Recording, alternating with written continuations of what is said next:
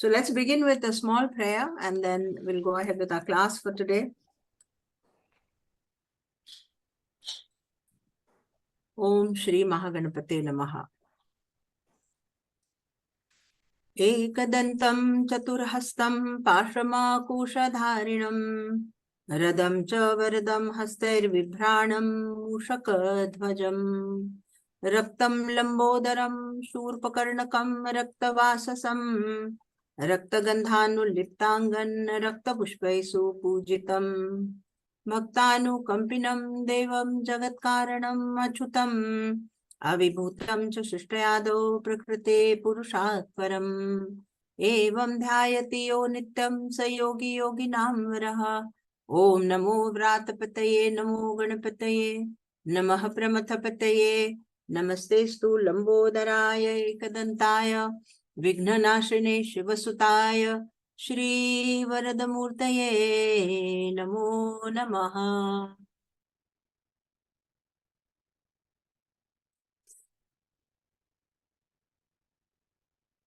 Deep gratitude and reverence to all our teachers and masters and to the Guru Parampara.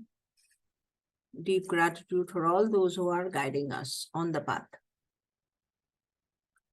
So we are at the last lap of our Urjavali course, and it was beautiful. The journey was very beautiful because we touched upon different gods and goddesses through the stotras and understood the science behind these recitations and regular reading, regular chanting.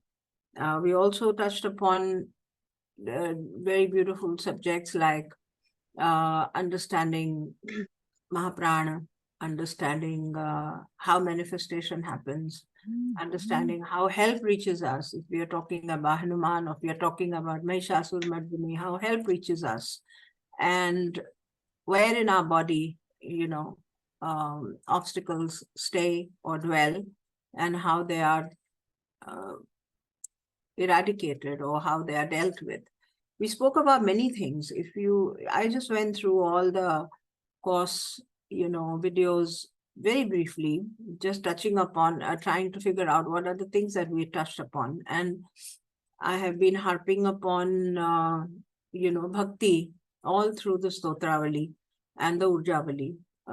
We've spoken elaborately on bhakti, how bhakti is important, how the identification of Ishtadevta is helpful on the path, and how the Nirgun Nirakar Paramatma can be easily contacted through the Sagun Sakar Upasana.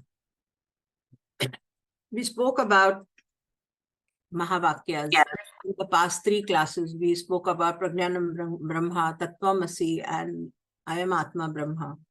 And these 2-3 classes which are there until December are dedicated to Aham Brahmasmi, which is the realization of the truth within us. So realization of truth within us does not happen so simply. It is very Aham Brahmasmi, 3 words, okay? And even if you keep harping these 3 words again and again and again and again, they don't sink deeply into a realization. It can't, because your assimilation of wisdom and knowledge itself has to go through filters, filters of your senses, filters of your mind, various layers of your mind, all the conscious, unconscious, higher mind. It has to go through all the deeper understanding, your antakarna. So penetration of these 3 words deep into to give you the realization of Brahma is not an easy thing. In fact, today's class is dedicated as the science of meditation. These are classes on meditation itself. When we are discussing Mahavakyas, we are actually discussing meditation, because everybody says you have to meditate, but meditation does not happen. Meditation is not happening. To many of you, you keep asking me, how do I make my meditation better? Your meditation is a part of you. When you're sitting down to meditate, it's a part of you. And unless you have dealt with you cannot deal with meditation. That means that you have to deal with that part of you which requires removal of ignorance. It requires non-oscillating state of mind. It requires peace, tranquility. serenity deep within. His mind is wavering like waves, like an ocean which has come into so much of turbulence. Your life is like that. It's like a turbulent body of water, and it has to silence for you to understand and realize that you are the Brahman deep within. So silencing the mind and silencing all that's happening in your life, rather living life in an unoscillated, serene, state of being, is something we all desire. We all desire peace, happiness, joy. If I ask everybody to write down what are the things that you want, you'll all write down peace, happiness, joy, good health, money, fame, and this, so many, everything you'll write down. So many things you'll write down. Predominantly, we all want to be happy. Even if you examine the list of the things that you want, you say you want, that you desire, even those things are ultimately asked for to give you happiness. You want money, you want your popularity. Why do you want money? Why do you want popularity? I want to live a happy life. Ultimately, it's happiness and joy that you're seeking. And happiness and joy inherently is residing in you, whereas you're not in touch with it. You're not in touch with it. You're in touch with the ripples of life. You're in touch with that, what the life is offering to you day by day, day after day, because it's giving you different kinds of ripples, sometimes turbulent, sometimes, very tickling, very engaging. You see your children doing something really nice and you feel tickled and you feel so nice and happy, and you see something sad happening and some friction happening somewhere and you feel very sad. So life is offering all the ripples to you externally. Internally, if you're non-turbulent and you're very, very, quiet, serene, and not oscillating, then these ripples that are coming from outside will touch you and just go away. They'll just touch you and go away.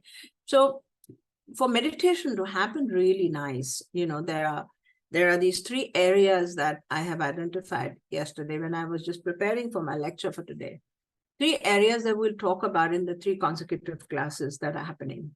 First, how is your karma related to your meditation and to your life? All your life. Your karma, when I say karma, I mean all that you do. How is this affecting your meditation, your inside? Okay. Then bhakti, how much of devotion and faith and the developing of faith. You have to develop faith. You have to cultivate bhakti. You have to cultivate that dependence, that anchoring in the supreme divine force. You have to cultivate 100% surrender and faith for you to be, it's like when I'm a thin something and I entrench myself into a big solid something, then whatever is tossing me here and there does not matter. That solid something is holding me. And so this kind of a relationship with the divine is very essential. We'll discuss that in Bhakti Yoga the next Sunday. Today we'll talk about Karma Yoga and about how karma affects our meditation. And lastly, in the 3rd class, that means next to next Sunday, we'll talk about Jnana Yoga, which would directly relate to the Aham Brahmasmi concept. Okay. So for Karma Yoga, as explained by everybody very briefly, Karma Yoga is like dedicating all your actions to the divine and not letting your ego get attached to all the karma. So easily said than done. Every moment that we are doing something, our ego is getting attached. I'm doing this. Oh, I write so much. Where the page is gone? I did so much for her, and look at her. And I have been standing the whole day here in the kitchen, and look at them. And the whole day I am, managing this, and look at this person. So your karma is all that I'm getting attached to your ego.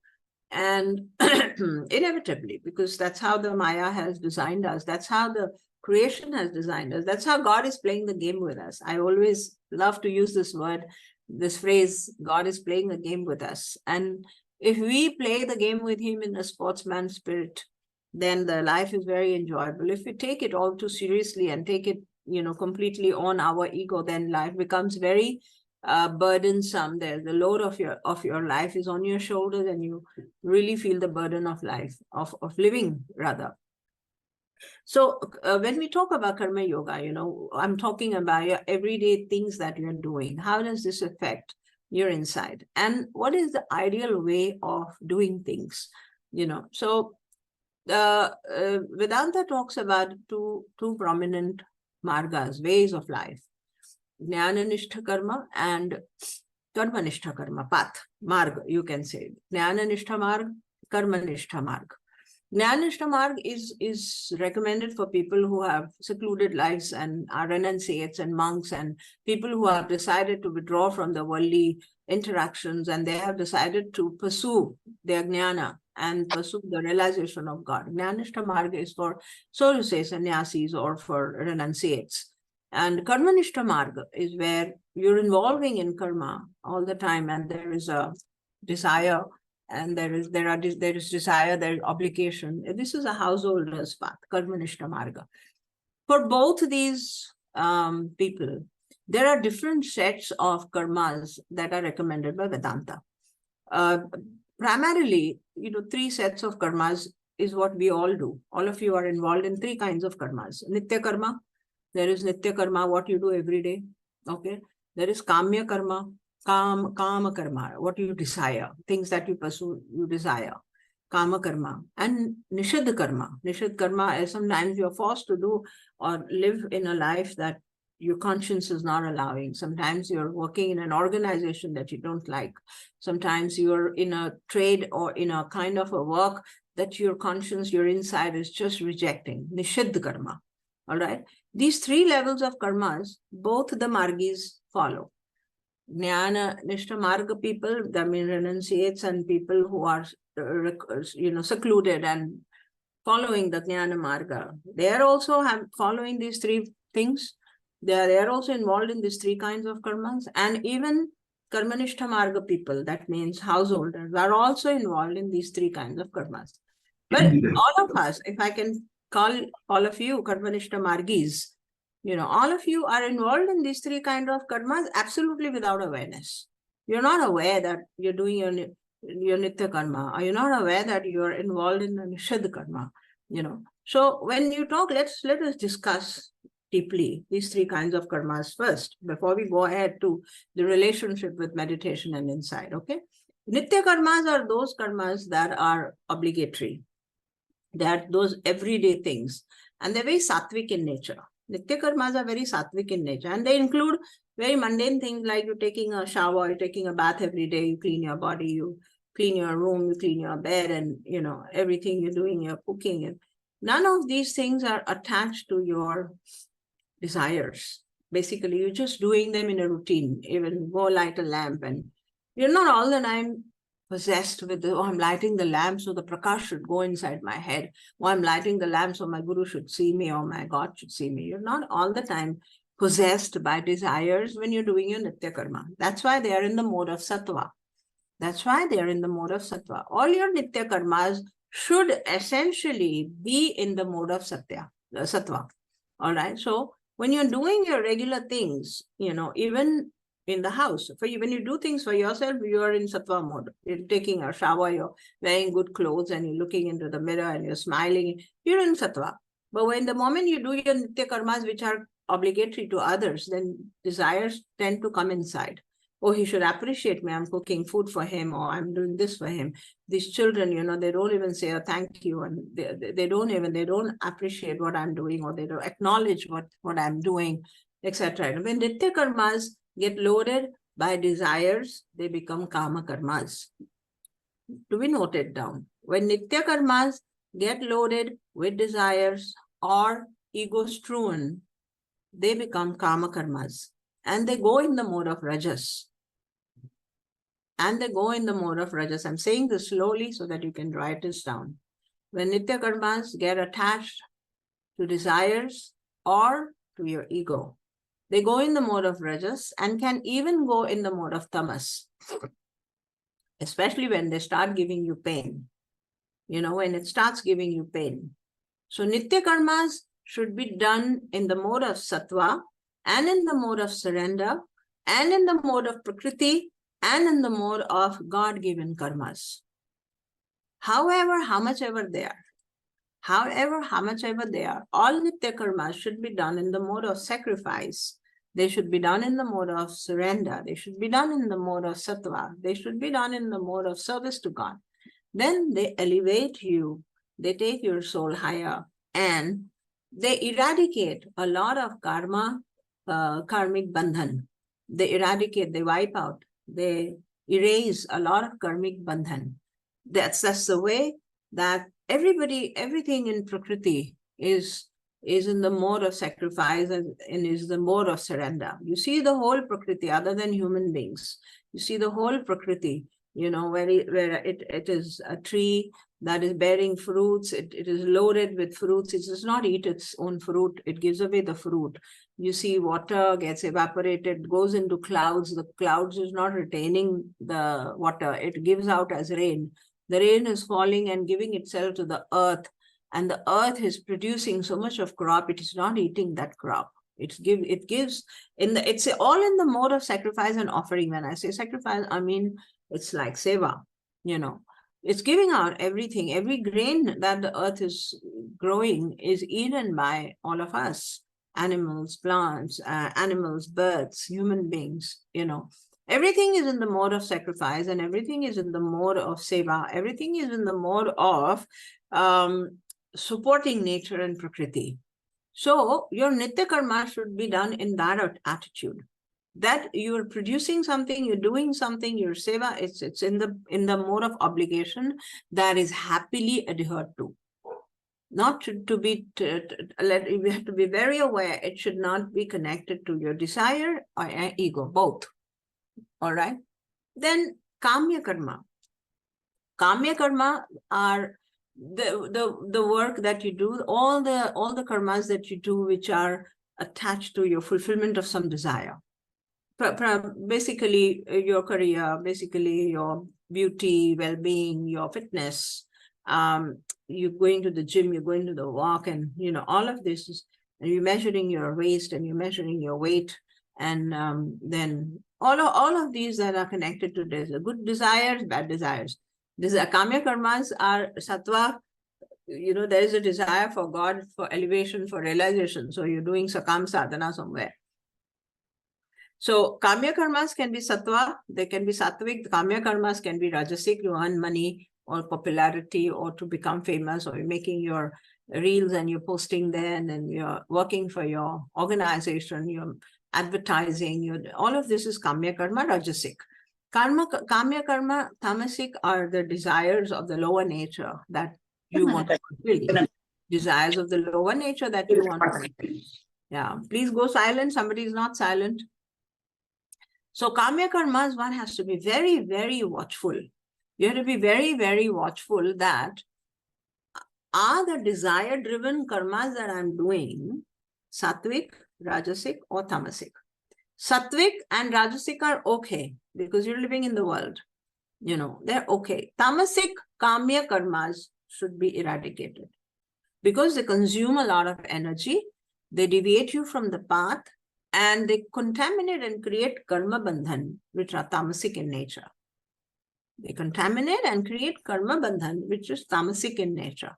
So the Kamya Karmas, tamasic ones, should be completely eradicated. You have to watch and see, this is not something I have to indulge into. This is not something I have to do. Then third type of karma, Nishiddha Karma, that which your conscience does not allow.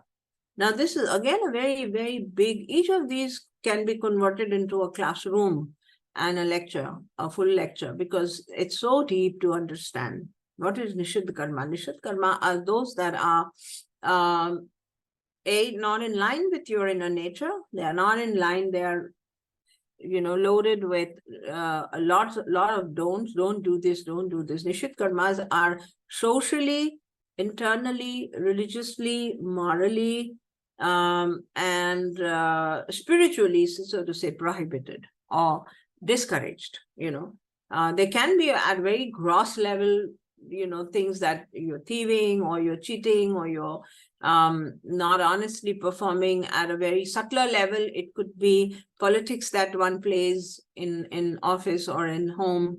And at a very spiritual level, it could be completely a way of life that is not in alignment with your conscience. all right, something that you really don't like to do.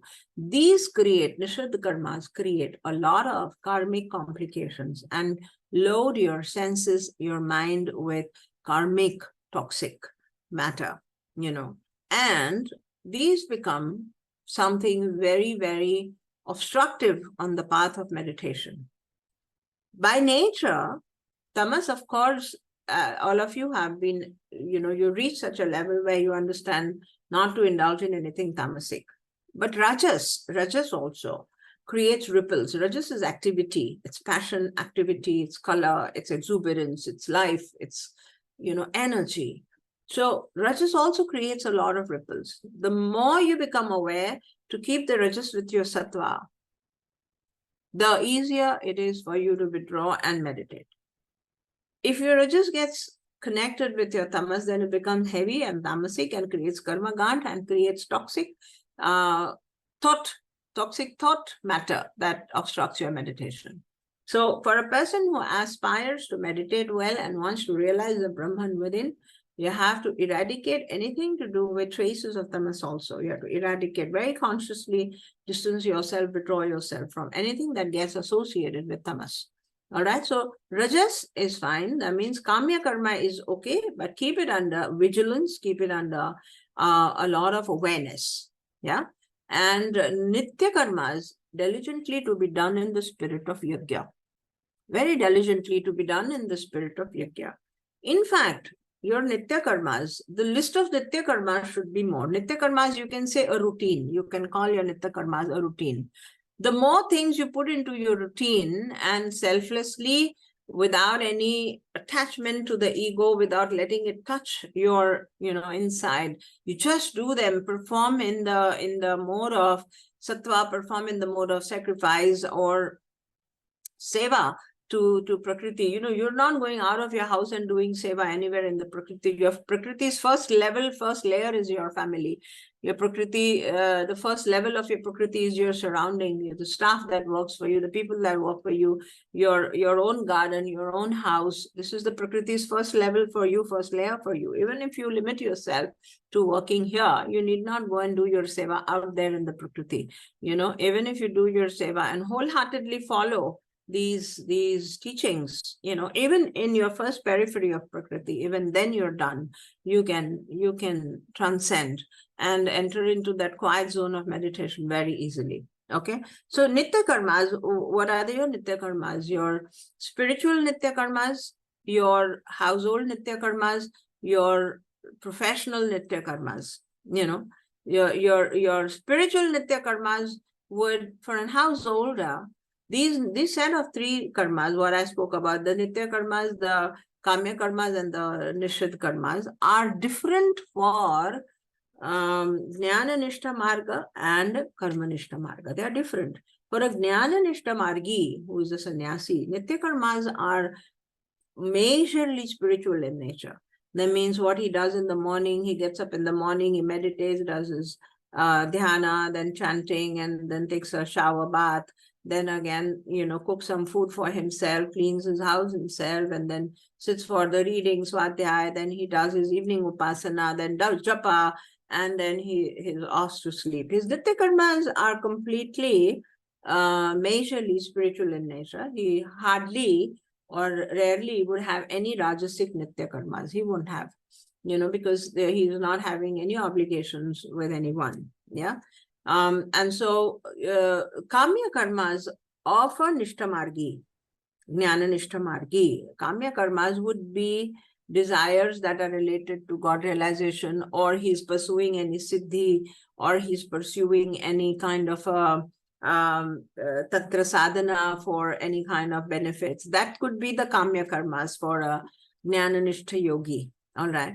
And nishiddha karma for a jnana nishtha yogi would be those that his marga does not allow, things that his marga does not allow, things that are, prohibited for a sannyasi or for a renunciate.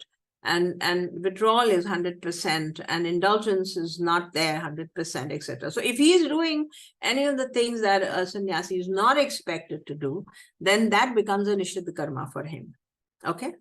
On the other hand, for a karma nishtha margi, householder, for all of you here, these three sets of Nitya Karma, Kamya Karma, and Nishad Karma are different. They are different because here your Nitya Karmas would have a lot of obligations that a sannyasi is not having.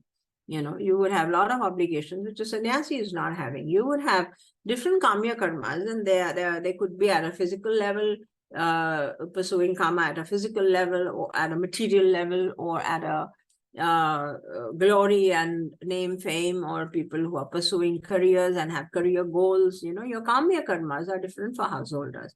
Nishad Karmas are different also for householders. There are certain things you're not allowed to do. One shouldn't do for the social, religious, spiritual purposes. And one should be careful. One should be observant and aware of it. I never believe in hell and heaven teachings. They're there, of course. Even the Bhagavad Gita, the highest authority of spiritual teachings, talks about hell and heaven. But all the hell and heaven is here, and it's here. It's here, and it's here. So if I'm doing some Nishad Karma, I understand I will experience hell in my karmic sheath. And if I'm doing virtuous deeds, then I'm going to experience heaven in my karmic sheath. So it's all, let's keep the focus here in our insight and in the impact of these karmas on my causal body. The Nitya Karmas, your obligations, if done in the mode of Prakriti and if done in the mode of Yajna. Yajna is, the word is literally translated as sacrifice, Yajna, havan, what you do, offering into the fire. A very beautiful shloka in the Bhagavad Gita says, Gata Sangasya Muktasya Jnanavastit Chetasaha Yajna Yacharatah Karma Samagram Pravilyate. Very simple shloka. It says, Gata Sangasya Muktasya, without attachment and liberated. Without attachment and liberated. Jnanavastita Chetasa, keeping your Chetana in the mode of knowledge and wisdom. That I'm doing my Nitya Karmas.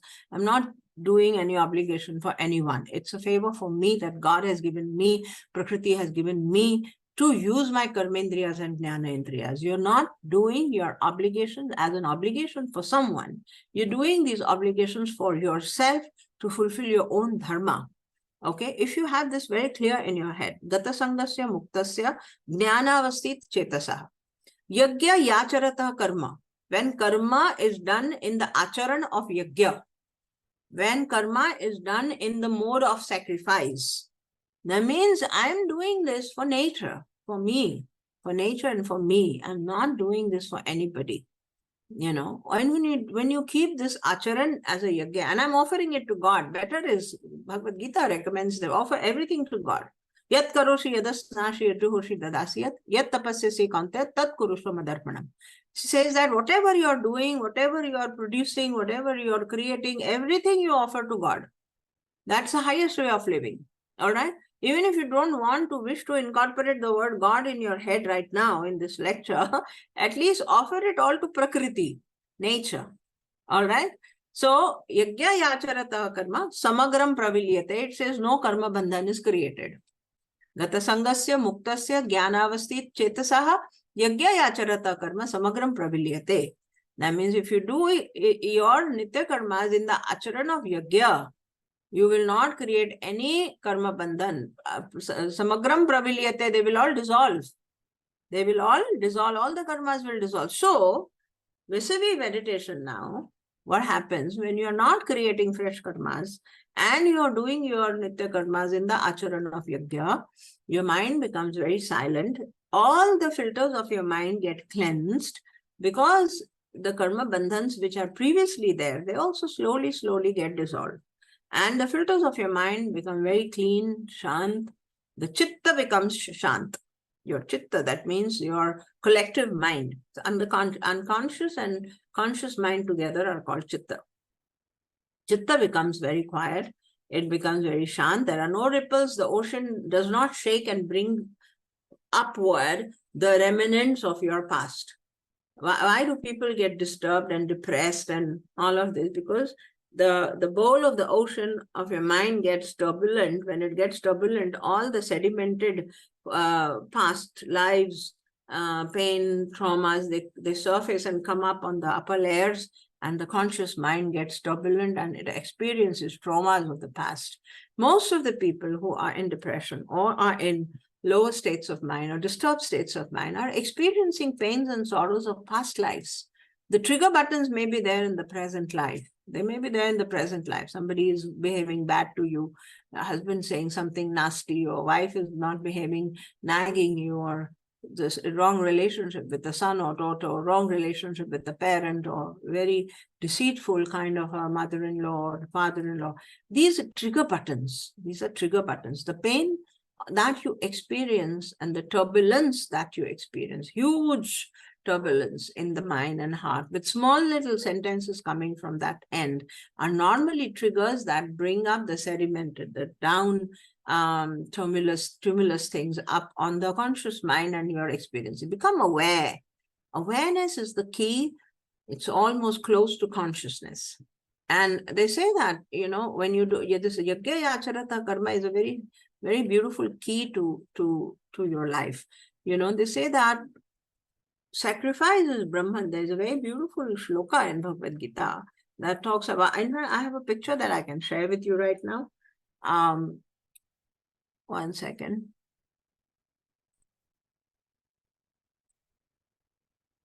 Yeah, this is a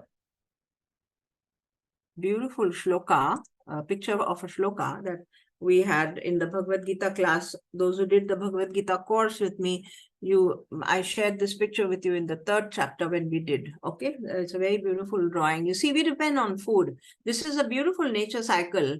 Annad bhavanti bhutani paradannad anna sambhava. It's a very beautiful shloka. It says we depend on food. Okay, I want food to eat. I feel hungry. Where am I getting this food from? I'm getting food from Prakriti, and this food is dependent on rain. I am dependent on food, but the food is dependent on rain. Food cannot be produced without rain. And what does the rain depend on? How does the rain come? How do the clouds give you rain? It is dependent on the process of evaporation that happens from the ocean and happens from the water bodies down here on the earth. So rain ensues from sacrifice. Rain itself is a product of sacrifice, because the water bodies here on the earth have evaporated all this water content and had gone into the clouds, and the clouds have showered rain, and the shower of rain has produced crop, and the food that this crop is producing, we are able to consume it. You know, so this whole cycle of dependence on each other and giving it to each other is a part of nature, you see. So rain ensues from sacrifice. Water evaporates and gives itself to the clouds. Sacrifice is rooted in prescribed action. Now here is your Nitya Karma. Sacrifice is rooted in prescribed action. That means your prescribed actions have to be rooted in yajna. This is the rule of environment. This is the rule of Prakriti. That everything that you do has to be rooted in yajna. आप खाना बना रहे हैं, you're cooking food, you're washing clothes, you're maintaining your house, you're cleaning your house, you're doing certain things for your husband, for your children, you're doing certain things for your in-laws, for your parents. Whatever you're doing, don't start accumulating all of this in your head that I am doing. You have to take this in the mode of sacrifice, which means you have to say that this is my prescribed action and I'm doing this in the mode of sacrifice. I'm doing this as a yajna. I'm doing this as a yajna. This creates environmental balance. See, it's written here, sacrifice is rooted in prescribed action. That this creates environmental balance. Now, the next sentence is, entire nature is in the mode of sacrifice, in the mode of giving. Entire nature. You see, anything in nature, it's in the mode of giving. Everything is in the mode of giving. All right. Then, prescribed action is based on selflessness and sacrifice. This has its origin in Vedas, and Vedas proceed from Brahman. Therefore, Brahman is invoked in all activities done as yajna or sacrifice. This is the crux of your meditation statement, mind you. Brahman is invoked in all activities done as yajna or sacrifice. That means if you do diligently all your nitya karmas and whatever your professional obligations and whatever your domestic obligations, all of these, if you do in the acharan of yajna, in the mode of Prakriti, in the mode of sacrifice, then you are very close to Brahman. Then Brahman is actively there with you all the time. This is the prerequisite of meditation. It's a prerequisite of meditation that you are actively conscious all the time. Consciousness is so active. Paramatma is working through you all the time. Your ego is not functioning. Paramatma is functioning and doing everything for Paramatma. Brahmarpanam, Brahmahavir, Brahmagno, Brahmanahutam, Brahmaiva tena gantavyam, Brahma karma samadhina. Another beautiful shloka. It says this offering that I am doing is for the Brahman. This hand is the Brahman. This ladle is the Brahman. This ghee is the Brahman, and the fire of the Brahman is being offered. Everything. Everything is Brahman. I am not there. When I am not there, then there is no accumulation of karma. When I am not there, there's no accumulation of karma. It's like a natural cycle that you are involved in. I'm reading the last sentence written here in this. I'll share this in the chat today. Therefore, our prescribed action should be done in the mode of sacrifice, and this will complete this cycle, natural cycle. It will complete the natural cycle. Okay, I'm stopping the share, and I'll share this in the chat. All right. So now, karma accumulation is not happening if you're doing your nitya karma in the mode of sacrifice. Kamya karmas are kept in awareness. How much kamana, desire, are you pursuing? Nishad karma completely banned. Don't do anything that is not in alignment with your conscience. Don't do anything. Even if you have to quit a job, quit. All the obligations connected to you will be fulfilled. Nishad karmas are anti-consciousness. Just like Nitya karmas done in the mode of sacrifice are pro-consciousness. Nishad karmas are anti-consciousness, and it takes you to the downward realms. It does not take you to the upward realms. Okay? There's some message here.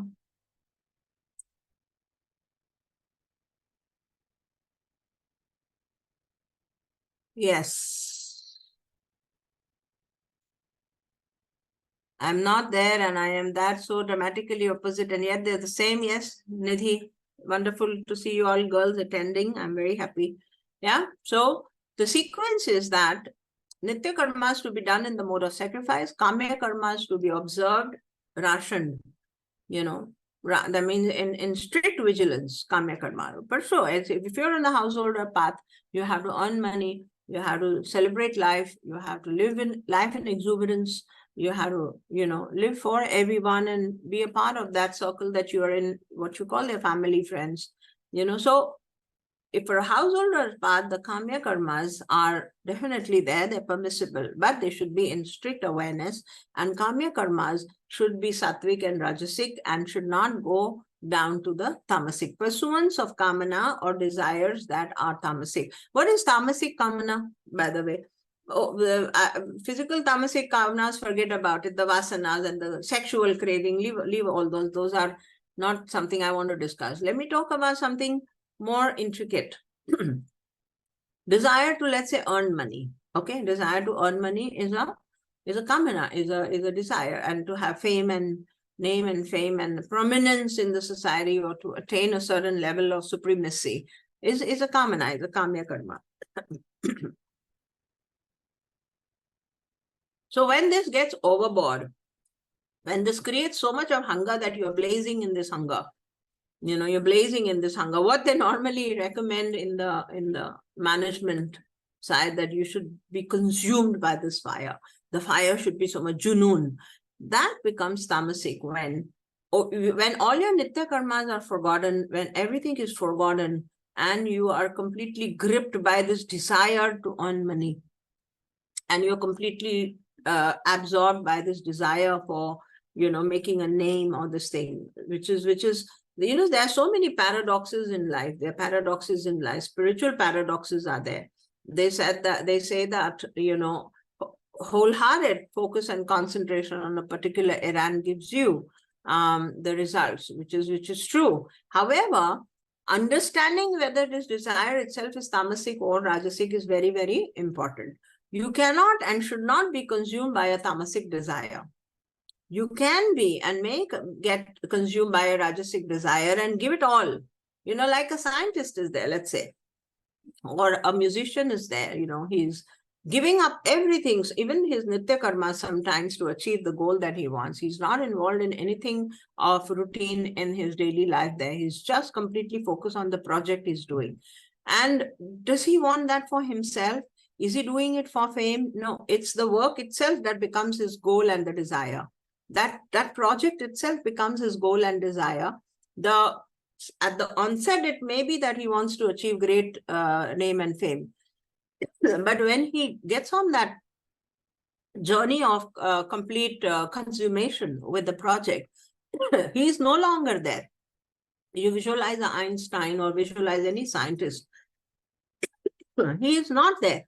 The I is not there. The project itself is there. All his energy converged into that project. And that's where the culmination and apex point is achieved. Yeah. So that formula of being consumed by something is right, but it should be in the mode of rajas and not in the mode of tamas. This is very, very important to understand.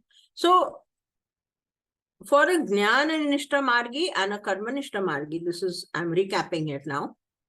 For a Jnana Nishta Margi and a Karma Nishta Margi, the three sets of karmas that have been understood as Nitya Karmas, Kamya Karmas, and Nishidh Karmas are different. And so for each one of you, it needs to be identified. All right. Now I'm reading some points one by one and explaining these to you. Visavi Karma, Visavi work, and then we will go over to meditation. Okay. Some very important points about karma. Any question? Does anybody have any question? Okay. So action is a must. All beings are driven to action. The first sentence, action is a must. All beings. Now, when you hear about all this, carefulness and awareness, so there are people who say, "Mere ko kuch karna hi nahi hai." There are people who are absolutely not doing anything. Now, that is something which is again entire nature. It is absolutely against Prakriti and against nature. One has to be involved in work all the time. You have Karma Indriyas, you have Jnana Indriyas, they need to be kept occupied. If you are a householder and you are on the Karma Nishtha Marga, then Karma, according your Nitya Karma and according to this Marga should be there. If you are a householder and you want to live like a sannyasi, that is not allowed. That is not allowed. Yeah. If you're a sannyasi and you want to live like a householder, that is not allowed. Because that will take you, it will divert you from the path. So you have to be very sorted out in the head that if I'm a householder, I have to work. Karma is inevitable. You cannot get freedom from action by not entering into action. Again, a very beautiful shloka says that na karmana manarambhan naishkarmyam purushoshnuте na cha sanyasanade siddhim samadhi gacchati. Nahi kaschit kshanamapi jatu tishtatya karma krita karyate yavashaha karma sarva prakriti jair gunehe. Two sets of shlokas. These come in chapter number 3, I think, third or fourth shloka. So what does this shloka say? That you cannot attain freedom from action without entering into action. And you cannot attain anything without action. Yeah, it cannot attain. And Prakriti is constantly involved in work. You see Prakriti, nobody ऐसा निठल्ला होके कोई नहीं बैठता है प्रकृति में. Everybody is constantly working, and even plants are constantly in the process. Even your body, for that matter, inside your body there's constant, because Prakriti is inside our body. All right. In your body, all the time work is happening. Heart is beating, blood is circulating, breath work चल रहा है, सब कुछ चल रहा है, liver अपना काम कर रहा है, kidneys are working on its own, the process of digestion is going on. Your whole body cycle is constantly involved in work. All your organs are constantly involved in work. Then how can you not enter into action? You cannot get liberation if you don't enter into action. So it's very, very, very, very important for you to keep your karma indriyas and jnana indriyas engaged. It is very important. You have to do some kind of work irrespective of whatever is the result. You may give away everything to somebody. You may not desire profits. You may, but you have to keep your karmendriyas and jnanendriyas engaged, and action is inevitable. Okay. Next point says, identify your swadharma, your core interest and talent. It's the best thing for you to identify your swadharma. What is swadharma? Something that you really like to do. Pursue that. If you pursue something that you really like to do, you will yeah. Yes, I read that, Manta. So swadharma is what completely aligns with your inner nature. What completely aligns with your inner nature. The swadharma of fire is to blaze and enlighten. The swadharma of water is to cool and flow. Swadharma is what is so natural to you. For a frog, the Swadharma is to jump and move ahead. For a snake, it is to crawl and move ahead. So if a frog tries to crawl like a snake, he can't. And if the snake tries to jump like a frog, he can't. And he shouldn't, right? So identify what is so cool and so true to your nature. For instance, for me, teaching is my Swadharma. I love to teach anything. I'm moving around in the house all the time. I'm teaching someone to do something, be it in the kitchen or be it in the garden or be it in, I'm all the time teaching. And when my teaching is not ego loaded anytime, because it's Swadharma, it's Sattva. Swadharma is Sattva. I'm really putting all of myself to explain to someone how to hold the scissor and cut it right. I did that yesterday. I was shocked to understand that the village women don't know how to hold the scissor and cut straight line, because they've never gone to school and they've never these simple cognitive things and the coordination of the hands, and it was so surprising. So when I'm teaching, I'm in my Sattva. I'm in a very sincere mode. It's not ego. So start observing what are the things you do so sincerely, so purely, so sattvically, and that is so close to your heart that you really love to do. Keep your karmendriyas and jnanendriyas engaged in your Swadharma. It takes you closest to your consciousness. It keeps you close to Brahman. And Brahman is actively working through you because you're in the mode of Sattva. All right, very, very prominent loaded statements I've given you right now. You must revisit this video again and again to understand this. Okay, then fix a higher ideal in the area of your Swadharma. This could be the next point. Fix a higher ideal in the area of your Swadharma. When you've identified what is it that you really love to do, take a higher goal on it. And higher goal is what? Every time higher goal is related to Prakriti, is in the mode of giving, is in the mode of yajna. That is the higher goal. All right. Even if you have the desire to earn, let's say, which is a very worldly desire and a very rajasic desire, even that can be glorified and taken into Sattva eventually. Right? Even that can be glorified and taken into Sattva eventually.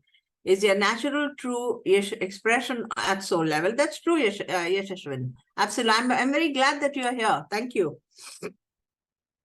All right. Then create energy. The third point I'm reading. Create energy, focus the intellect on the ideal, surrender to it, act with utmost dedication. Now here comes the ekagrata. All right, once you've identified your Swadharma and you're doing what you really love to do, now what do? You come into ekagrata. That means, put utmost energy, sincerity, converge your energy to doing that. It's almost like you're playing with the energy of consciousness. Brahman is actively involved in you, and at a conscious level, it's holding hands with you, and let the energy from the Brahman, let the prana flow in ekagrata to whatever you have undertaken. This is the highest way of living. What I'm reading out to you is the highest way of living. While acting, do not allow the mind to slip into unproductive avenues of the past, worry, or future anxiety. Now, this is also something I spoke to one girl just day before yesterday. Mokshana, I was talking to Mokshana. I was telling her, your mind is like a fan. Your mind is like a fan. Let's say it has 3 blades. All right. One blade is in the future, the other blade is in the past, and one blade is in the present. Your conscious mind, your higher mind, your unconscious mind. The lesser the more it comes together, and the more this fanning. Don't let these degrees go very like that. Let them come. So in your conscious mind, your gray matter of your brain and your entire pranic system is fanning into 3 when you're functioning at these 3 levels. Don't function in these 3 levels. When you are here at the moment, at this moment, your conscious mind should be loaded with all the pranic output. It should all be available right now. Let no gray matter or no prana be consumed by your unconscious or your future anxiety. Absolutely. So this is almost like living in the now, what they preach and what they propagate in the modern, speakers are talking about the power of the now or the presence of the consciousness right now. Yeah, this is 100% true, because here we don't know that our prana is being eaten up. Our gray matter of the brain is being eaten up by the 2 fangs which are not required of the past and future, bring them together into the conscious present, okay? So how do you do that? You be aware. Let your thoughts not go. Let your mind go into thinking about, us din aisa hua tha, that man took away this money. Now again, you're bringing the past experience into the future, into the present. Similarly, what if I don't get money for this? What if this bill is not realized? What if this guy does not pay me? Again, you're taking it into future anxiety. None of these thoughts should bother into your conscious involvement in whatever work you're doing right now. Okay. So the next point. Ma, may I have a question here, please? Yes, sure, dear. What about Nidhi? Yeah, Nidhi. Ma, what about the fear of death? There are a lot of people who are consumed by this fear of death. And it is, this is also a future-related fear, yes? Or of course, anything fear about of death normally is gripped by people who are struggling with health issues and also money issues. Extreme monetary challenge is very close to fear of death because the ego is going to die. You know, when you go through extreme losses or extremely povertized or crash down from a prosperous condition into an absolute pauper condition, this is crashing down of the ego, and the ego is the experience is that of death. It's almost like a dying ego is a scare of death. You know, so Bhakti Yoga helps you to transcend this fear. When also, if somebody has seen a lot of death in the family, then that can translate into some kind of a curse or ancestral, and many things go into it. People run pillar to post, going to astrologers and to healers and to figure out. It's a fear that grips when events are like that. It's unusual, however, Nidhi. Not every time it happens, but when it does happen like that, then Bhakti Yoga is the best marga. Bhakti Yoga is you have to anyatha sharanam nasti tvameva sharanam mama. Tasmat karunya bhavena rakshasva vigneshwara. We say, we offer everything at the feet of the Lord. Their nitta karmas should involve Bhakti Yoga, many aspects of Bhakti Yoga. We'll talk more about it in the next class. Yeah. Ma, good morning, Ma. Bhavna here. Yes, Bhavna. Hi. One question. So, related to meditation, I started it more regularly because of your, lectures. However, what I find coming in the way often is I'm consumed with joy and love for the divine, which stops the meditation. So too much emotion is happening very early in the meditation. So what do I do to stay in that? I mean, of course, there's turbulence, obviously, even if it's positive. Yeah. So, Bhavna, emotional overpouring when you're sitting down for meditation and you get engrossed with the love for the Lord, love for the divine, and then your tears are rolling down, is a very desirable experience. The ego is thawing. The mind is melting. The entire antakarna is giving in.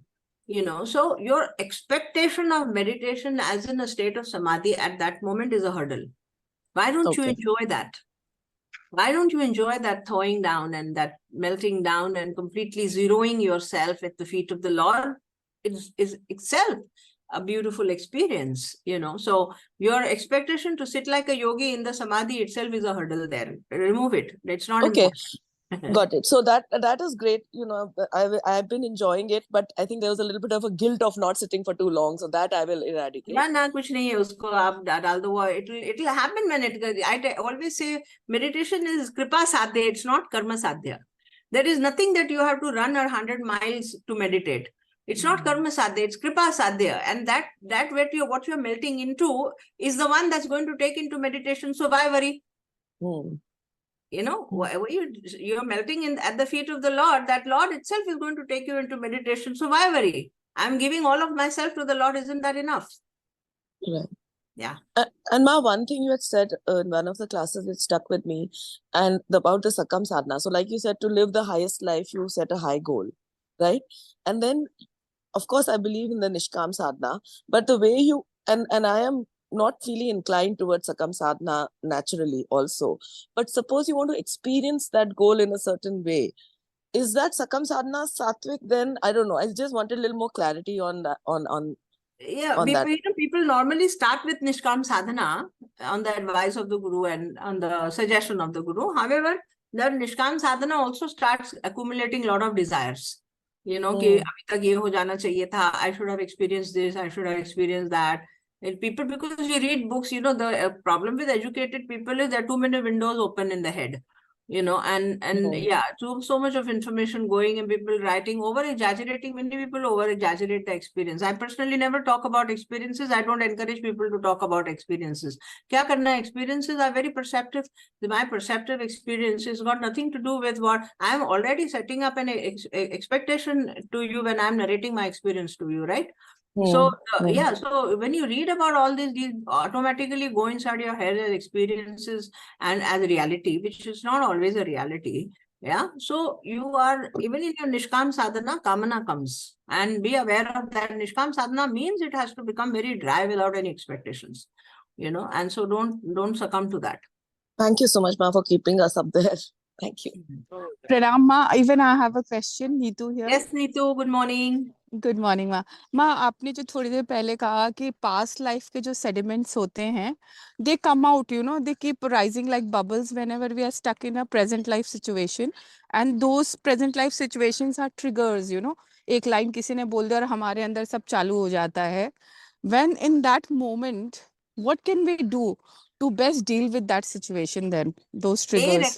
Recognize that this is unnecessary residue coming from the past. It's not the truth, it's not in the present. Recognize it, awareness.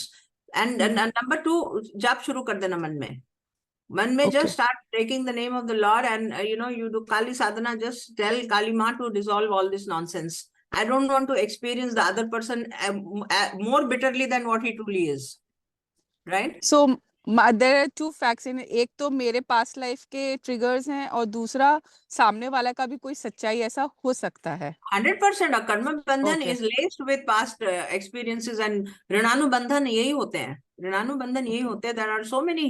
The other person is saying a lot of nonsense out of his triggers, and you are hearing the nonsense to the power of 10 because of your triggers. Okay. Yeah.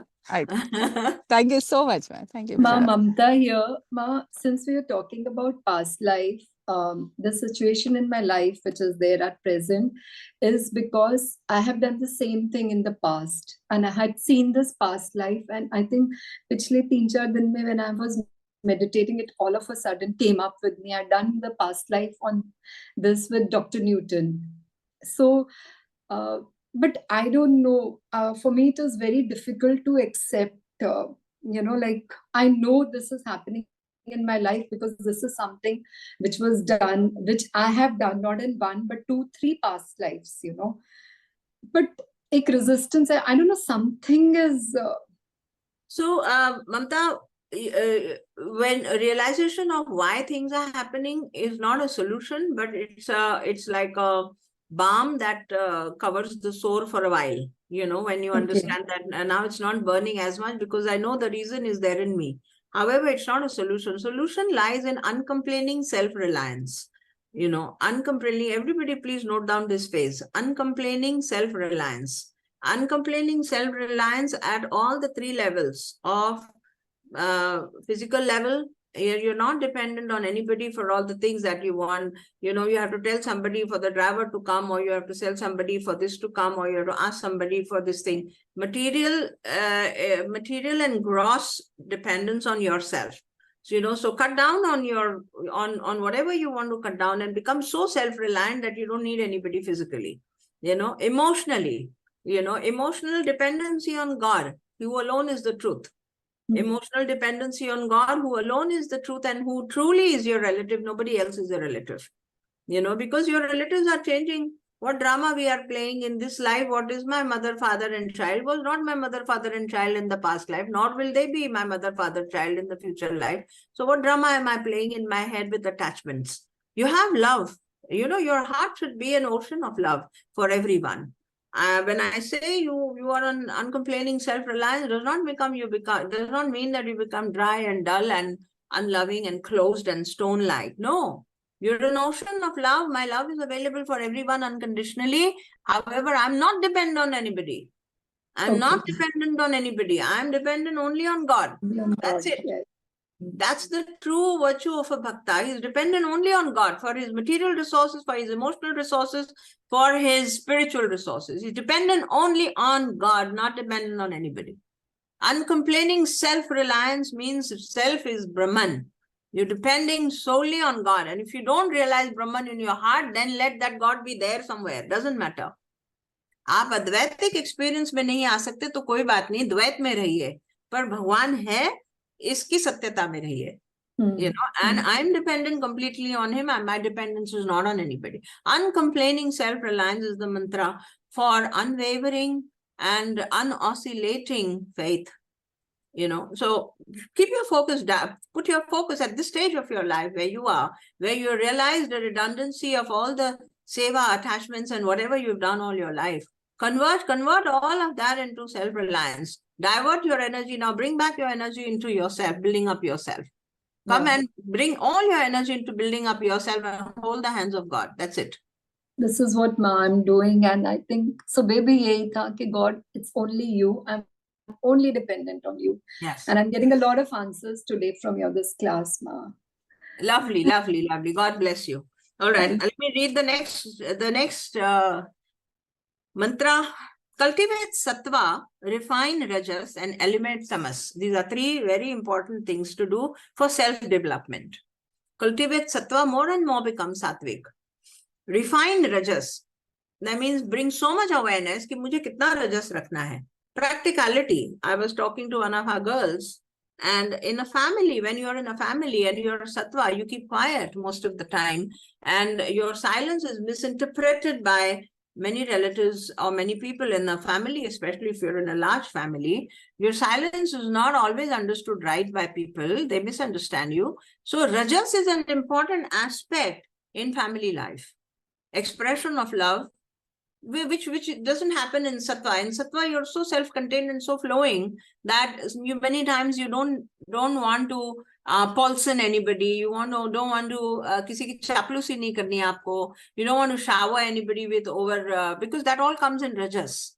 But when you're in family life, rajas is important.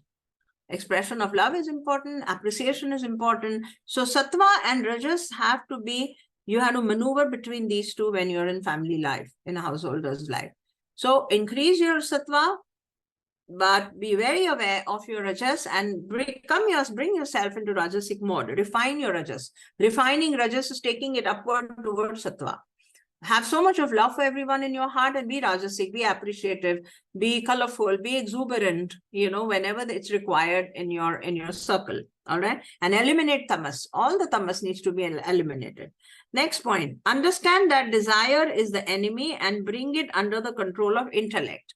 So desire is the enemy does not mean that you're not going to have desire in your life, especially when you're in a worldly life and when you're in a karmanishta marga. Desire is driving the force of life, undoubtedly, but don't let it drive your life completely. You know, let your life force drive your life. Let your life force and God drive your life. Let desire be there as a companion. Let him sit next to you on the back seat and let God drive the car. Let God drive the car. You sit at the back. Let your desire sit next to you and let God look from the rear view mirror the face of your desire. Isn't that beautiful? Isn't that lovely? मुझे इतनी अच्छा लग रहा है, मुझे दिल में इतना अच्छा लग रहा है कि I'm sitting behind the desire, my desire is sitting next to me, and God is looking at the rear, in the rear mirror, the face of my desire. All right, this is beautiful. So that's the way you refine your rajas and completely eliminate the tamas from your life. Understand that desire is an enemy, because if you let desire drive the car, then he's going to go rash and he can crash anywhere. Okay, he can crash anywhere. All right, then finally eliminate desire by picking up higher desires until the desire for liberation removes all desires. This is beautiful again. For the higher spiritual aspirants, those of you who want to really experience Brahman in your life, in your lifetime, then finally eliminate all the desires by picking up higher desires. Higher desires is that of self-realization, of God realization, of experiencing bliss and joy, Satchidananda experience, that is the higher desire. So eliminate all the lower desires by picking up a higher desire, and let all the other desires remove, let the desire for liberation and realization remove all the lower desires. Okay? Next point, do Nitya Karma. Be aware and stay away from desire-driven actions. Do Nitya Karma diligently in the mode of the Prakriti and stay away from Kamya Karmas. Don't overindulge. Be very watchful of your Kamya Karmas. Also, do not perform Nishiddha Karmas, that which is prohibited by your own conscience. Incorporate the importance of Yajna in your life. Action dedicated to a higher ideal. With sacrifice, we prosper. It is a natural fulfiller of all our desires. All of you read about the abundance theory. You read, the more you give, the more you get. तुम एक पैसा दोगे तो 10 लाख मिलेगा. All of this we heard, but we don't follow any of this. You know, all of your earnings. I am realizing something very new in the recent times, that all big people do a lot of charitable things and for the society at large, not particularly even being bothered about who the charity is going to, but they're giving at large back to the society. We have grown up with this conditioning that we have to earn our bread and butter. ठीक है, वहां तक I can understand, because it's a part of your self-reliance. Uncomplaining self-reliance means you have to earn your bread and butter. Okay, but then how much bread and butter? You start accumulating money and you start accumulating, higher up your standards. You go up and up on your standards of living, and then hoarding, and then you think about leaving back for your children, whatever accumulated property, whatever accumulated money we want to leave back for our children, for 1 child, 2 child, 3 child. Why do you need to accumulate so much and leave it for them? If you're really following the formula of nature and Yagyartha Jivan, then all of that, what you have, belongs to everything in the world, and everything that is there in the world belongs to you, should be cultivated in the mind. You start cultivating this mentally, ki mere paas jo kuch hai, sabke liye hai. I'm not bothered when I die what anybody takes and whoever takes. All right, you can just offer it back to the society, because after you die, I don't need anything, right? And all of that which is there in the world belongs to me. When you start cultivating that, you see that everybody is offering to you. Everybody in the society starts offering things to you automatically. It's all something that is a mental mapping, and you know, it gets conditioned in your brain very beautifully, and it becomes an electromagnetic field with which you start attracting everything towards you. And all of that, it's like a beautiful torus diagram, you know, like a donut. Everything that is outside comes into me, and everything that is inside me goes out. Imagine a donut, you know, where everything is coming inside and everything is going out. You set up a beautiful equation of abundance. You're abundant. If I start saying this Ganga is mine, you know, who can stop me from this declaration? Tell me, this Ganga is mine, this mountain is mine. Who can stop? You know, so it's like that. You start feeling everything in this world is yours, and all that is yours is of the world, of God, you know, then you come into this beautiful flow of abundance. All right. So neither purity nor knowledge can be achieved by inaction. This is important for all those who don't do anything. You must start doing things. Neither purity nor knowledge. You can't even have purity. Ab jab tak jap nahi karenge, puruscharan nahi karenge, anushthan nahi karenge, unless you commit yourself to sadhana, even purity and knowledge does not come to you. So action is a must. All right. Desires force one to act, and inaction therefore is suppression. Inaction therefore is suppression. Mind without occupation is idle. It broods or gets engrossed in sense pleasures, is important, or it pulls out vasanas from the unconscious. It will pull out more pain, more experiencing of dukkha from the past when there is inaction. So you engage yourself constantly into action. Karma Yoga contributes to material and spiritual progress. Karma Yoga means dedicating everything to nature and to Prakriti. It contributes to material and spiritual progress. It is our offering to the Lord, and it is the only way of maintaining harmony in nature. All right. Keep a spiritual goal. Offer all actions to the Lord. Don't be concerned of the result. Be free from possessiveness and be always calm. This is the mantra that Karma Yoga gives you, and how this is directly going to affect your quality of meditation. I'm reading this last sentence again. Keep a spiritual goal. That means in your head, be clear, I want to achieve this for something spiritual, for attainment, for the sake of realization of God's truth or whatever. Keep a higher spiritual goal. Offer all your actions to the Lord, whatever you're doing through the day, whether you're doing it for your son, for your daughter-in-law, for your grandchild, for your husband, for your house, for your servants, whatever you're doing, say that I'm doing this to serve the Lord. When you're doing this to serve the Lord, why are you looking at somebody's face for a thank you?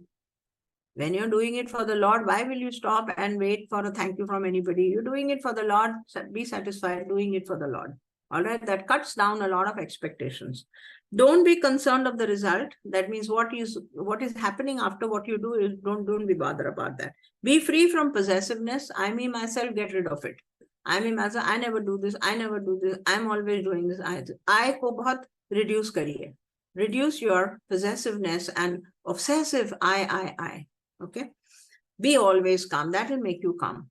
In fact, this all will make you calm. When your ego erosion happens, calmness will come. Ego erosion happens with karma yoga because the pitfall of karma yoga is the doership. Always remember, any kind of karma you do, even a small something you do in the garden, the next day you're looking, has the flower come, has the bud come, more leaves have come. This is pitfall of karma yoga is the doership. Inevitably it comes. So become aware of this doership and surrender everything to the Lord. That will make your mind very calm. Okay, so that was about karma yoga. Any more questions? Then otherwise we'll take our meditation for today. That's wonderful. We have some good participants today. Some people, because we kept the session open, we have many of them. Thank you. Many of them who have come. So, at the end, I'll speak something about the course and then we go ahead for our meditation session. This is the last lap of the Urjavali in the last few classes. Today is, in fact, the official last class. We are finishing today. And then the few classes in December, what will happen? We will be dedicating this completely to meditation, understanding Bhakti Yoga in the next class, and then Jnana Yoga in the next class, and then again revise the Mahavakya in the end class. From January, we are starting the new course, Deepalankar, which is a study of Upanishads. And the study of Upanishads will completely be in relationship with our life. I'm not going to teach Upanishads the way they are normally being taught, very dry and very, very completely academic and spiritual. No, we're going to talk about Upanishad. We're doing Katha Upanishad, Mandukya, Mundaka, and Prashna Upanishad. 4 Upanishads are being covered. We are going to start the Upanishad study. Reading of the Upanishad is going to be an absolute important part of the study, because everywhere you see commentaries on the Upanishad, but nobody teaches you to read the Upanishad. I'm going to teach you how to read the Upanishad. Just like how we did with the Stotras, just like how we did with the Bhagavad Gita. Those who have attended Bhagavad Gita classes with me, all the students read all the 18 chapters flawlessly. I'm very happy for this, okay, because we did the reading in the classes as well. Every chapter was read in every class. And so you've understood the crux of every chapter. You've got the notes, elaborate Vedantic notes for all the... So this Bhagavad Gita course and the Stotravali course and Urjavali course, all these 3 courses are available on the portal. They are for sale. You can purchase them. The entire series of 18 chapters and with lectures and files, everything is available. You get a password and you will be able to log in and do the recorded classes. So for those who want to continue with this study, consider joining the Deepalankar course. I'm doing these 4 or 5 sessions on meditations, especially for people to understand how the teachings and how the studies are happening. So these Upanishads will be learned vis-a-vis our life. Every word, all the Vedantic wisdom, every word which we are going to read in the Upanishad is going to be explained vis-a-vis our life, in relationship to our life, especially some of the things that need to be understood. There's a study of Upanishad or any spiritual study as a separate compartment in your head, and worldly living as a separate compartment is a very unwise thing to do. They should be in the same. The assimilation of wisdom and knowledge into your day-to-day life is an important aspect of your study. If you're studying separately and dealing with life situation in unawareness, then that's not, it doesn't take you anywhere. It does not take you into progression. Progression happens, soul's progression, Atma Utkarsh happens only when you take this wisdom in your day-to-day life. When you expanded consciousness and expanded awareness, you're functioning in the world. And that's the purpose of the study. So we are doing the Upanishad not as an academic Sanskrit scholar study. We are doing the Upanishad study to bring that wisdom in our life. all right, to bring all of that wisdom in our life so that we are living life in expanded awareness, in expanded consciousness. Get my point? So anybody wants any questions about the Palankar, about the new course, or you want to join, or you want to know something about it, please message me on my WhatsApp and I'll give you more clarity. We still have another month. We are starting 15th of January, 14th or 15th of January. So there's still 1.5 months left. You can attend all of these sessions, which are here on Sundays. All the Sunday sessions are going to be open for everyone. In fact, you can share the link for the next class with anybody that you have friends who would like to come in this teaching. Even if they don't want to join the course, but they want to attend, you can share. This is for everyone. It's in the mode of Prakriti. It's in the mode of surrender and seva. All right, all these teachings. So you can share the link with everybody. All right, so now let's come down to, yes, thank you, Yash. So let's take our today's meditation. You know, the Mahavakyas that we studied in the past few classes, Prajnanam Brahma, we spoke extensively about what is Pragya, what is cosmic intelligence, and how pure cosmic intelligence, Pragya, is Brahman. Prajnanam Brahma, the Mahavakya says Pragya is Brahman. And how this pure intelligence, which is consciousness itself, Brahman itself, how it gets contaminated and becomes the Mahat, and how it gets contaminated through the collective causal and then enters into a personal causal area, and how this intelligence that we are receiving comes through the filters of our causal element. We spoke about all this, and how does one connect then to this purest Pragya? In deep states of meditation, when you understand that I am aligning myself to this intelligence of this universe, I'm aligning myself to Brahman, the more and more you come in alignment with the Brahman, the more and more pragya you become. You understand? Pragya is adjective of a person flooded with pragya. You become pragya. All right. So we discussed that. Then we spoke about Tattvamasi and I am Atma Brahma. And today, the series of the next 2-3 classes is dedicated to Aham Brahmasmi. So we go into a meditation. I will take you into meditation for a few minutes. It's not going to be very long because it's a class, it's a happening class. But the process of meditation, you know, you can put your voice recorders on to take the initial instructions and later on put these instructions and can go guided deep into this sitting position of awareness and sit longer time. Minimum time recommended for meditation is 20 minutes to half an hour, you know, and even if your mind is oscillating and mind is working and thoughts are coming, don't open your eyes. You just be sitting there like a kid, like a child who is asked to just, you know, just be there, like a Casablanca. I love that comparison always with Casablanca. The child was asked to stand on the deck and she did there. She was standing there, you know, the whole ship was burning. So it was like you sit there like a child being instructed. You just in a unending waiting. Just sit there in 100% surrender and 100% faith that somebody's going to come lift me and take me from here. You know, so you're not doing anything when you're meditating. Your doing has stopped because your doership has stopped, because your capability to do anything has stopped. You have to surrender and take yourself in a child mode, in a yogi mode where you are not supposed to do anything and just be there. All right. So keep your eyes closed and let us bring ourselves in a state of calmness. Feet grounded. If you're sitting in a chair, make sure that your feet are on the ground.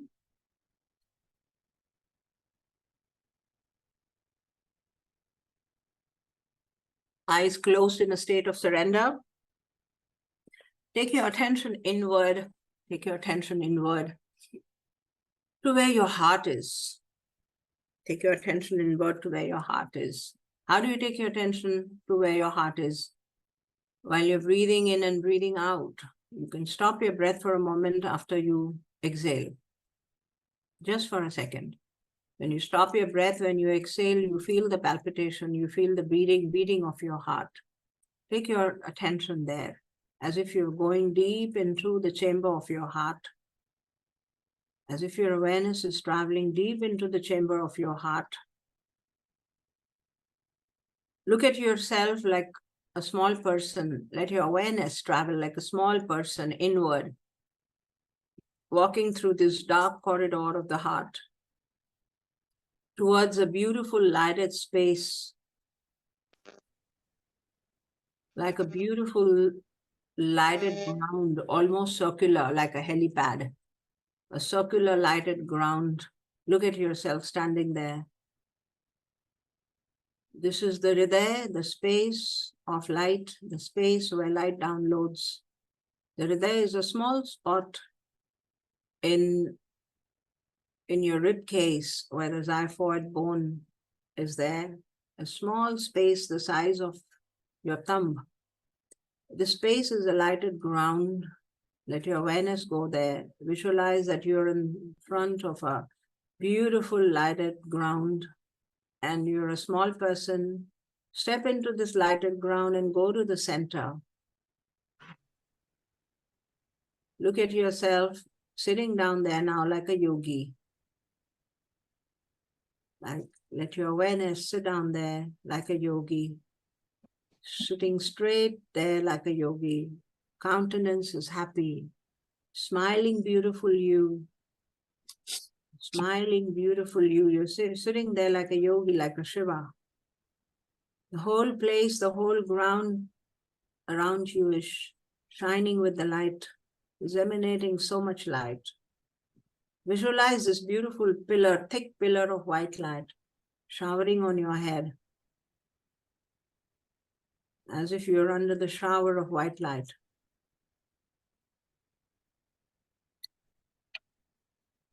Let the shower of light fall on you and enter into you and fill up your whole being with light. You're surrounded by the light and filled up with the light. There's only light now and there is no you. You're surrounded with the light and you're filled up with the light. There's only this light and there's no you. Let your eyeball not move. Let your eyeballs not move now. Just keep looking at this light. There is no you. Body is in complete surrender.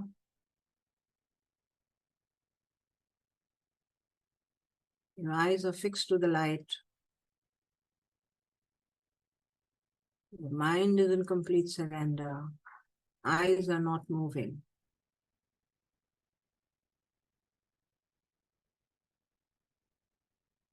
Experience this peace. Experience this no thought.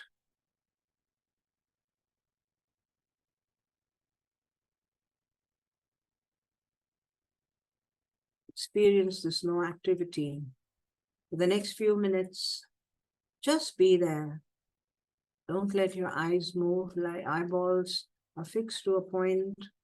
The light may be there, the light may not be there. There's empty space that you're looking into.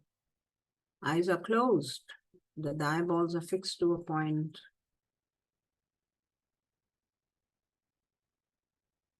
It's almost like you're watching your heart from inside. This empty space and this empty feeling, and this no thought and this no doing. Surrender yourself to this peace and just be there for the next few minutes.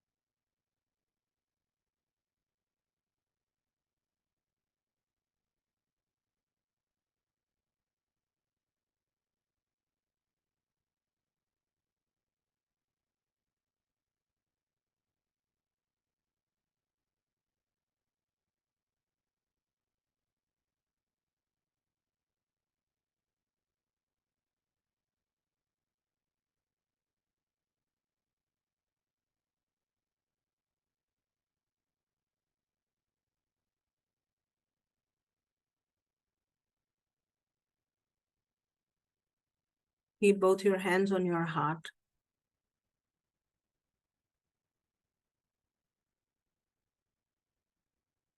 Come back into your body awareness with deep gratitude to all our teachers and masters for this beautiful shower of wisdom and knowledge, for this beautiful opportunity, for this beautiful yoga of being in the light. Deep gratitude to all those who are guiding us on the path. Rub your palms together, wipe your face,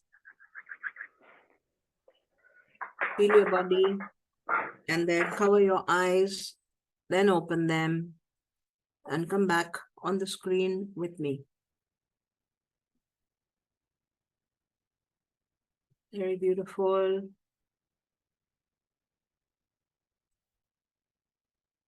Yeah. That was lovely.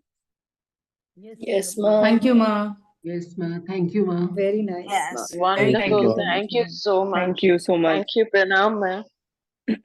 Pranam, our Thank you, Sunday. ma. Thank you. Pranam, Ma. Mandatory activity. Pranam. So nice. I'm very happy that some of our Mahaganpati group people have come. Those who have joined new and want to be a part of our Mahaganpati group, please send me a message. I'll add you to the group. This is a small group we have. I where- want you, ma. Please. Me. Yes.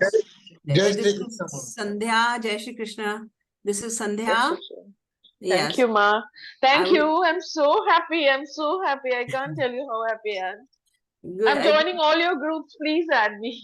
I will add you. मेरे को message भेज दीजिए एक, ठीक है? ठीक. And others also, those who want to join the I Mahaganpati.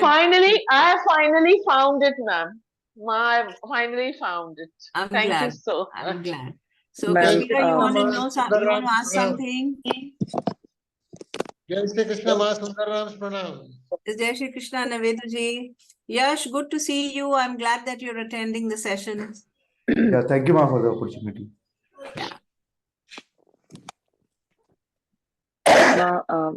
I'm Apurva. I attended this program, this session for the first time. Thanks to Nidhi, she's my NLP mentor. How Uh, nice. She asked the question on my behalf on fears of death. So, ma'am, I lost my brother in 2015, and then it was a sudden, unnatural death. Like he went in sleep. He was a cardiac patient.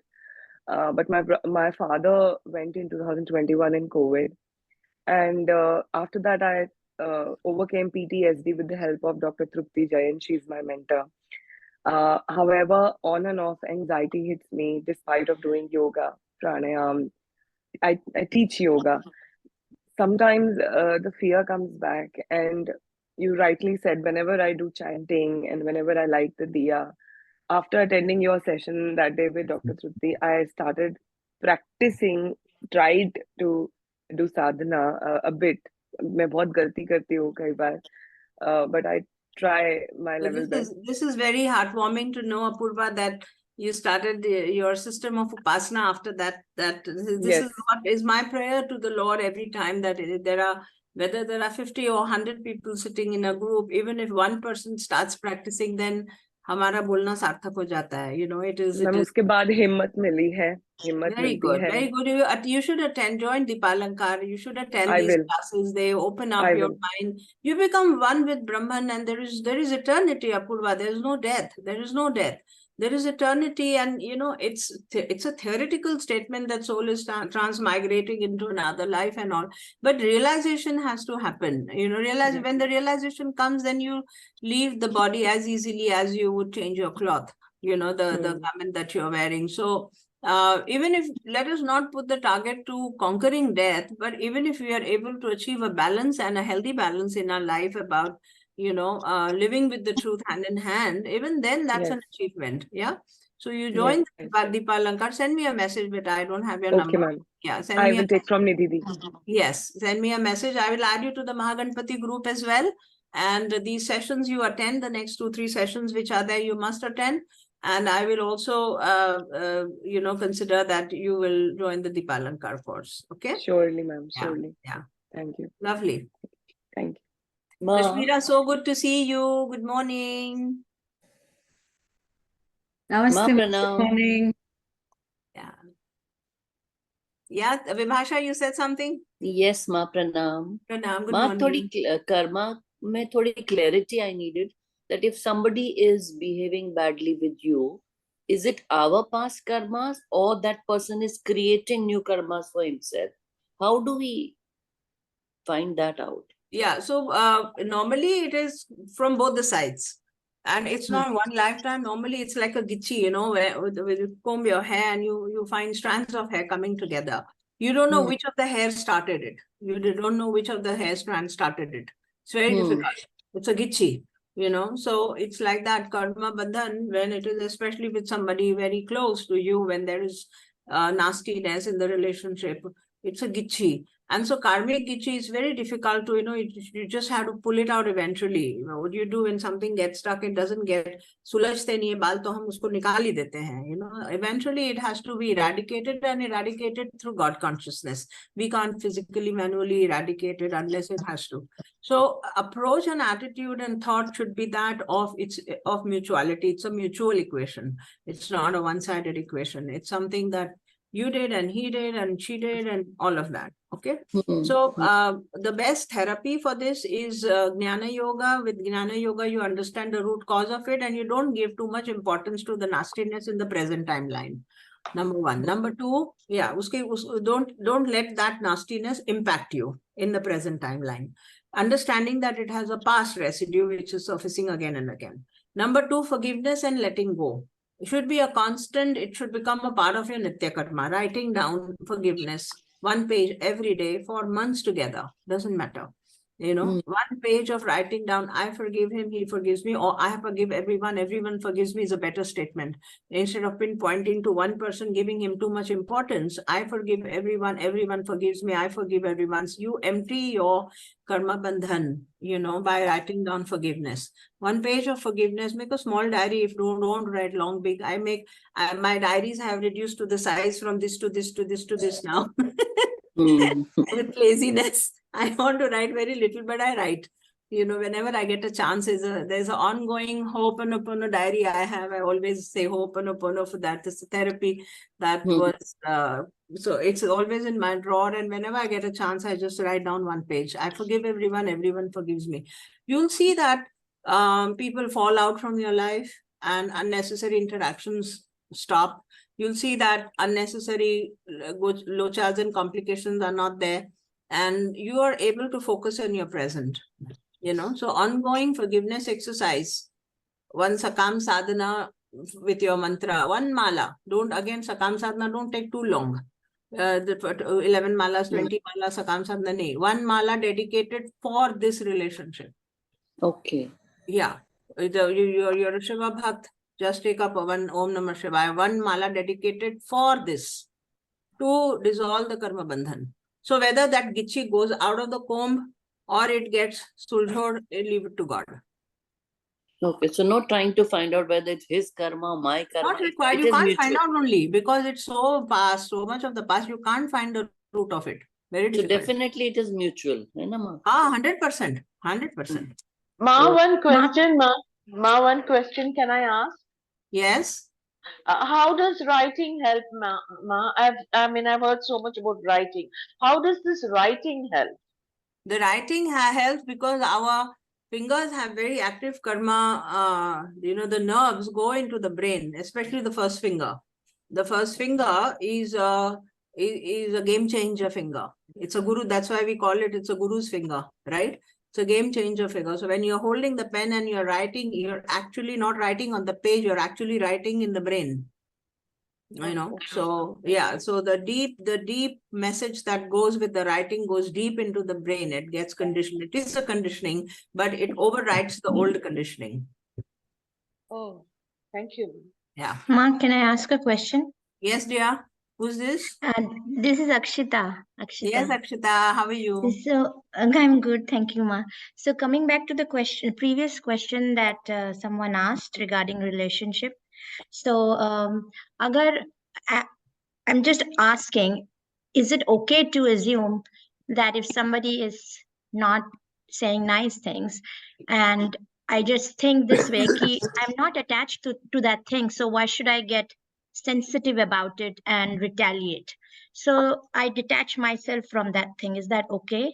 Yeah, if you're able think to that do way? that, nothing like it. If you're able to do that, nothing like it. But if you're getting affected, then the ilaj is important. Ma, Yeah, the way I can remove that, what I'm asking is, क्या मैं उस effect को कैसे रोक सकती हूँ? The only way I do it is, well, nothing is mine in this world. Everything is Absolutely, Lord's. absolutely. See, So with Jnana मैं Yoga, क्यों इतना detach- sensitive हो रही हूँ? That Correct. way I just ignore and then move on. The mean watch is watching me. That way I stop myself. 100% correct. With awareness, detachment is possible. 100% possible. You Okay, need ma'am. not do anything. Forgiveness and letting go and the karma bandhan, dealing with the karma bandhan or inquiring about the karma bandhan comes only when you get affected. If you're not affected, then why bother? Who was I and who was he? Why should you bother at all? I know. But Ma, One this- tends to get affected, but then we can stop ourselves by Yeah, reminding you can stop ourselves that okay. again, Malika, Akshita, there's a difference between stopping yourself, suppressing yourself. Yeah, if you want to release and liberate yourself from that karma itself, then these ongoing exercises are very helpful. Very helpful. You know, because sometimes suppressing yourself, you think that okay, I'm just going to be like a stone in front of him. That could be suppressing also, and then in private moments, and you know that thing, the whole thing affects, and you're reverberating with what he said, and then you're thinking about what he said. So that is suppression. So if suppression is, you know, a detachment, what you spoke about is a very high level achievement. Okay, that it doesn't just touch you like a lotus. You know, the drop is not staying on my skin at all. That is a very high level attainment. If you're able to reach that level, absolutely fine, and you don't need anything then, you know. But however, But how do I stop the other person from getting bothered because I am not reacting? That's one issue. that's his problem. Let him deal with it. That's not your problem. Yeah. Okay, ma'am. Got Yeah, it. because Thank they you. get agitated. Normally, people, when you don't react, and they get agitated, and they get, अब तो इसको फर्क भी नहीं पड़ता है, ऐसे बोलते हैं ना. Exactly. Yes. Thank you, ma. But by the law of Ma. attraction, then you're seeing that, right? Some negative thing. So there is some internal healing, though you're moving on that journey and progressing. But the law of attraction is also showing you something which is not as desirable, right? Yeah. The way, you know, you have to self-analysis. ये है कि you have to honestly scan yourself whether you are getting affected or you're not getting affected. You know, physically people move away from situations where you can't physically move away from situation. You can't separate or can't snap off a relationship. Then Jnana Yoga helps you to cultivate detachment, and साथ में Karma Yoga में writing down and doing Sakam Sadhana for resolving this karma gichi, not improving him. Never do Sakam Sadhana to improve the other person. That's a waste of time. You know, to improve yourself and to improve the karma, dissolve the karma seed inside, you know, is the Sakam Sadhana should be done. So until you reach that high level of awareness and attainment where nothing touches you at all, whether the other person is getting agitated, bothered, that's not your botheration, but it doesn't touch you at all. Then until that time, both the Karma Yoga, Bhakti Yoga, Jnana Yoga should go on. Even Bhakti Yoga, surrendering that relationship at the feet of the God. All the three yogas should be practiced, you know, until the point where you become a liberated person from that particular issue. Yeah. Ma, Pranam. Pranam. Ma, Anant Rupa.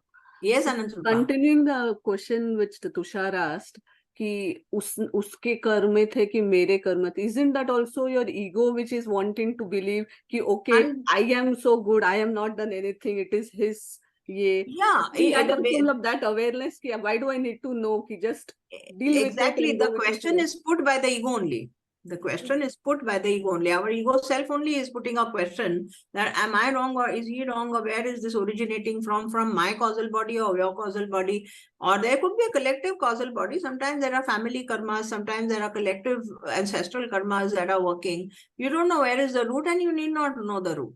So the learning is you should not get into where, what, how, just deal with it or let it flow, or try to, what you said, first floor, fourth floor story, which you best is that. Elevator pe chad jao, khatam. That is actually, I think you should give that example again in every class. At least one person will get on that first floor every time, and I think it will be the best thing. Yeah. Ma'am, I can have you repeat it, Ma? Can you repeat that example, please, if you don't mind? Which one? The elevator thing, I was not And there. then भक्ति योग में करेंगे, अगली class में करेंगे. ठीक. Yeah. one question, Ma, Yes. specifically, like, so let's say when you get detached, okay, and now the other person is getting bothered, and people do get bothered a lot of times, right? Now, and now this is a bit more complicated. I do not want to, let's say, create more, like, let's not get attached to this, but then the other person also sometimes will get angry with you, suffering because now you are detached, right? Because now they cannot get a reaction out of you. So is that also my karma? Like it will come and Yeah. get back at me. You see, when you're holding a very messy, if you're holding a very messy flour in your hand, flour means, I mean, atta, Right. बहुत गीला atta. So this ungli is trying to break through and it is stuck here, and I'm trying to remove this and it gets stuck here. That sticky flour is not going to leave any of my fingers so easily, right? It is like that. So the agitation is also a part of your karma, and the reactions are also part of your karma. It's all together. It's all together. Both of you have created some kind of a residue that sticks on to the bodies and to the minds of both of you. Very difficult to analyze at a particular time whether it's a part of my karma or his karma. Karma is very deep, like so. But does it create more karmas? Because now, yes, it creates agitation.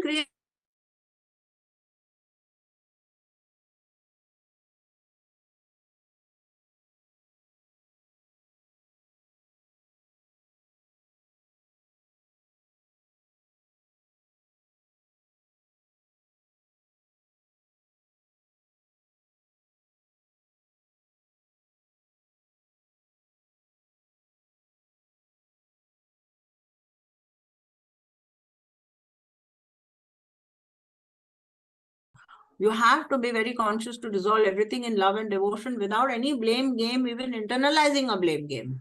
Not even internalizing a blame game. Devotion is the best solution. It's the best water with which you can wash off a karma bandhan.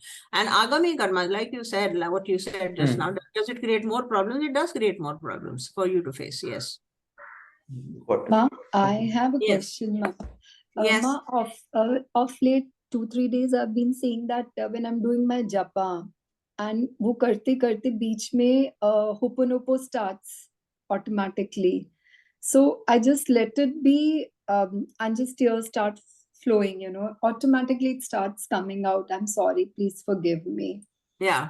No, theek hai, Mamta, if it happens, it doesn't matter. But however, when you're doing your sadhana, then there is a physical focus on the sadhana, which is very important. How many malas I have to do, and us pe rehna chahiye. To thodi der kar liya, theek hai, that the mind gets diverted into forgiveness, theek hai, a couple of minutes, but then get back on the track again. Yes, it's like if I have to walk for certain miles in an hour, and I suddenly come across a garden and I stop and I keep looking at that garden, my target of walking for an hour just gets diverted.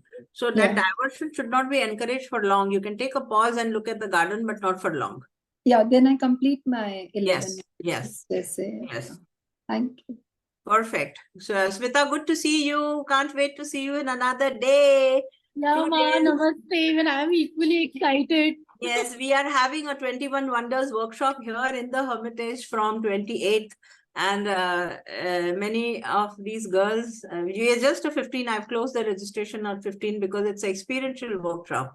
So we are just exactly 15 people, and we're going to have a beautiful time in this week.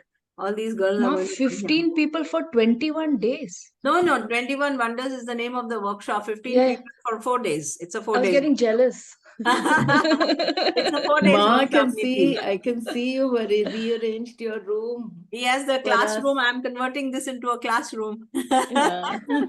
I'm so excited. Kruti and I are coming tomorrow. Yes, So nice. yes, Shalini. So there was a wonderful gathering. For those of you who want to get added to the Mahaganpati group, please send me a message. And those who want to consider joining the Deepalankar, please message me. I'll add you to that group also. Thank you so much for being here. Thank you, Ma. Thank you so Thank much. you so much, Thank you Ma. for the Thank See you, you energy. next Ma. Thank you, Sunday. Thank you, See you Ma. next Sunday, all of you. Thank Thank you, you, Ma. Ma. Thank you, Ma. Krishna. Pranam, Ma. Pranam, Ma. Pranam, Pranam, pranam. Ma. Thank you, Ma. Pranam. Pranam, Ma. Pranam.